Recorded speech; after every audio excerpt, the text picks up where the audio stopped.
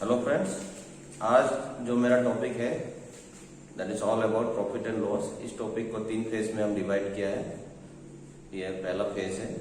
इस सेशन में हम प्रॉफिट एंड लॉस का फॉर्मूलाज बताएगा, आपको थोड़ा कॉन्सेप्ट देगा and will try to solve simple question related to profit and loss. तो धीरे धीरे आपको हम उसका ट्रिक्स भी बताएगा। जब नेक्स्ट फेज आएगा उससे एडवांस क्वेश्चन भी बताएगा कैसे सॉल्व करना है, how to tackle the tricky questions of profit and loss. So let's get started. देखिए, चाहे प्रॉफिट हो या लॉस हो, हमेशा कॉस्ट प्राइस का ऊपर ही आपको फाइंड आउट करना। पहला बात एकदम दिमाग में रख लीजिए कि कभी भी प्रॉफिट हो या लॉस हो, you should count that on cost price only. Second case, अगर प्रॉफिट हुआ है तो ये जाहिर सा बात है कि आपने जितना में खरीदा उससे ज्यादा दाम में बेचा, तो भी आपको प्रॉफिट हुआ है। In that case selling price जो आपका बेचने वाला प्राइस कॉस्ट प्राइस से ज्यादा होता है, तभी आपको प्रॉफिट होगा। और प्रॉफिट को निकाला जाता है selling price minus cost price. Loss कब होगा? जब आपने जितना में खरीदा उससे कम दाम में बेचा है। Means loss is the difference of cost price and selling price, and in that case cost price is always greater than selling price.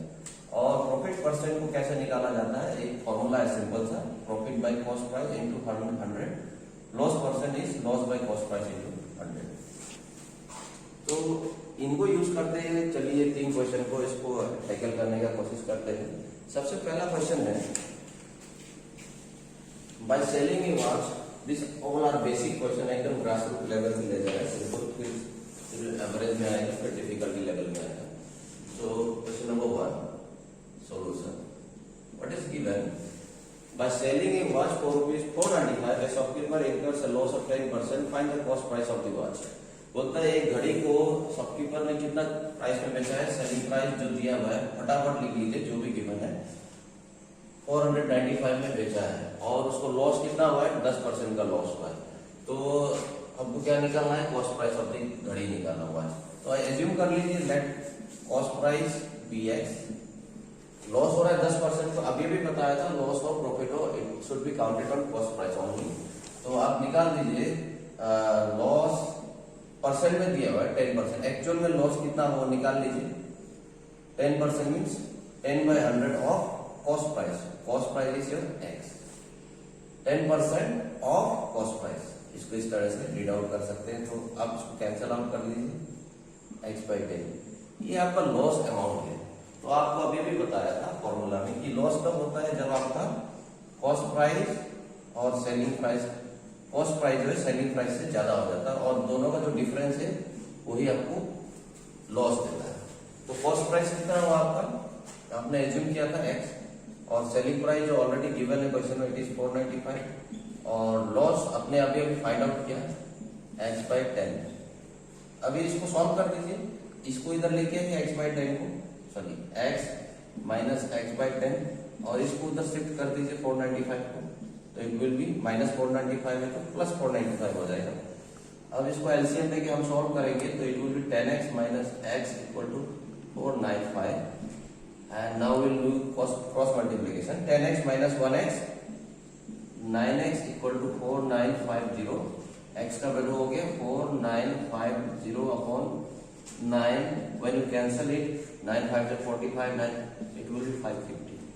तो x जो आपने क्या एज्यूम किया था? Cost price. देखो कॉस्ट प्राइस x और cost price of the watch is ₹550, मतलब cost price exceed कर गया सेलिंग प्राइस को। सेलिंग प्राइस जो 495 है, कॉस्ट प्राइस है 550, इसीलिए क्या हुआ? उसको लॉस हुआ। तो ये पहला क्वेश्चन था। अभी दूसरा क्वेश्चन देखते हैं। दूसरा क्वेश्चन में क्या बोल रहा है? A shopkeeper purchased 200 bulbs for 10 each. However, 5 bulbs were fused and had to be thrown away. The remaining were sold at ₹12 each. Find the gain or loss percent. बोलता है शॉपकीपर ने कितना बल्ब खरीदा? Question number 2 solution. शॉपकीपर ने 200 bulb खरीदा। एक bulb का दाम है आपका 10 रुपए। तो अभी हम निकाल लेते हैं 200 बल्ब का दाम कितना होगा। कॉस्ट प्राइस ऑफ 200 बल्ब, एक बल्ब का दाम 10 रुपए आया, तो आप 200 बल्ब का दाम कितना होगा? 200 into 10 rupees 2000 is the cost price of 200 bulbs. However, 5 bulbs were fused and had to be thrown away. 5 bulbs fuse हो गया, तो remaining bulb कितना होगा?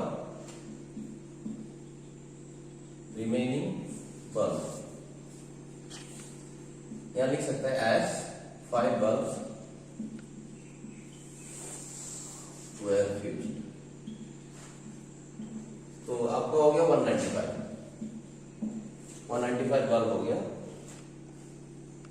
द रिमेनिंग, और जो 195 बल्ब है उसको कितना में बेचा? उसको एक को 12 रुपया करके बेचा. तो selling price of 195 bulb equal to 12 into 195. तो इसको जब आप कैलकुलेट करेगा इसका वैल्यू आएगा रुपये उसमें. When you calculate this, it will be 2340. ये आ गया आपको कैलकुलेट करने के बाद वैल्यू. तो आपको क्या निकालने के लिए बोल रहा है? लॉस हुआ है या लाभ हुआ है या गेन हुआ है, वही पूछ रहा है. तो ऑब्वियस बात है कि यहाँ पर 2000 में आपने खरीदा और बेचा 2340 रुपया में, तो ऑब्वियस बात है कि आपको प्रॉफिट ही हुआ है. तो प्रॉफिट तो हुआ है दिख रहा है, लेकिन आपको उसको परसेंटेज निकालना है. गेन प्रॉफिट है तो उसका परसेंटेज निकालना है, लॉस है तो उसका परसेंटेज निकालना. तो यहाँ तो सीधा बात है, प्रॉफिट हो रहा है. प्रॉफिट तो आप सीधा निकाल लीजिए. Selling price minus cost price. Selling price is 2340, cost price is 2000, so it will B 340. ये आपको प्रॉफिट हो गया.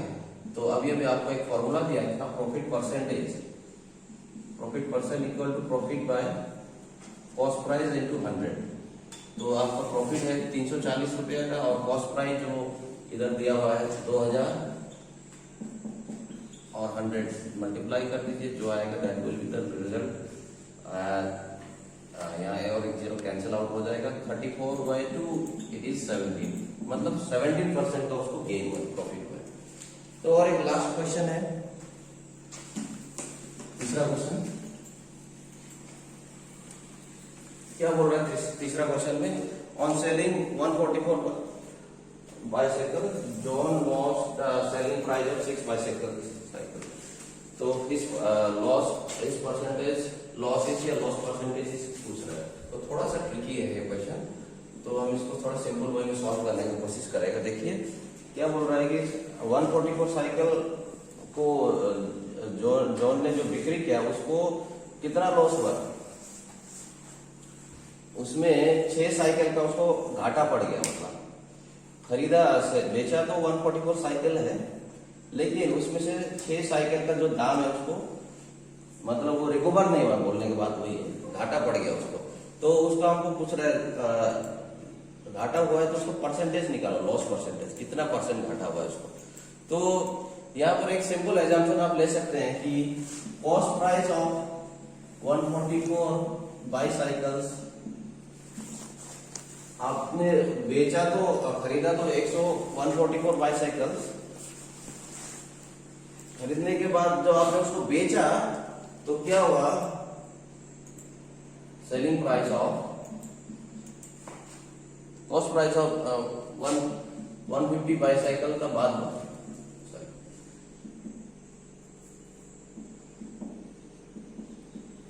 आपने खरीदा 140. और इसको और अच्छे से समझने के लिए ऐसा कर सकते हैं, cost price of 144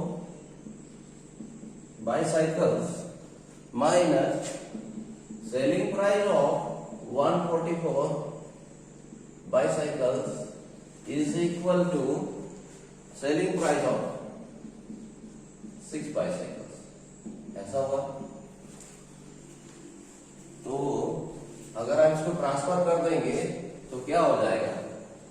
cost price of 144 bicycles is equal to 144 selling price of 144 bicycle plus selling price of 6 bicycle. इसको ट्रांसफर किया, that will be what? Selling price of 150 bicycle. मतलब समझिए क्वेश्चन को, कॉस्ट प्राइस ऑफ 144 बाइसाइकिल में उसको क्या हुआ कि सेलिंग प्राइस उसमें उसको लॉस हुआ. कितना लॉस हुआ? 6 बाइसाइकिल का लॉस हुआ बेचते समय में. तो दोनों का डिफरेंस हुआ तो 6 बाइसाइकिल का ही हुआ.